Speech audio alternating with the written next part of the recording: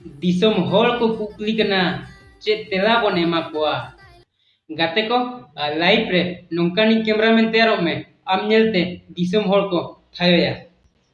मेनखान live रे नोंकानी cameraman तीसरो आलम तैयारोआ जहां आमा ᱧᱩᱛᱩᱢ साव सावते सावता रे ᱧᱩᱛᱩम हो लातार से ᱧᱩᱨᱩआ नोआ वीडियो नेल नेक्ते नोआ वीडियो रे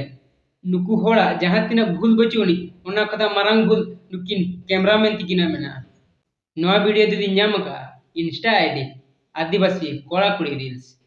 तो गाते को नुकिन कैमरामैन तिकिन मेता किना नोआ वीडियो जुदी आपे ओड़ा ओड़ा हुई कुआ एनखान चे सोशल मीडिया में अड़ा क्या की बांगा से तोबे एनखान होड़ा वीडियो आरो ओना मा अबो सावता रे वीडियो चेदा मागे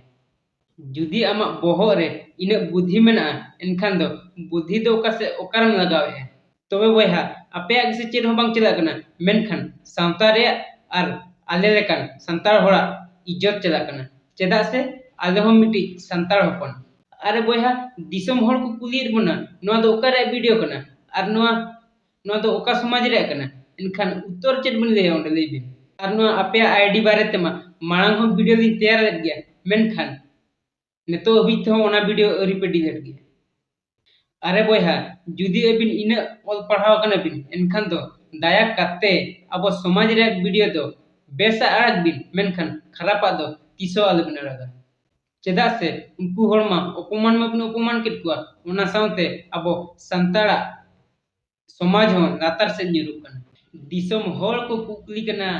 चे तेला बन एमा कोआ।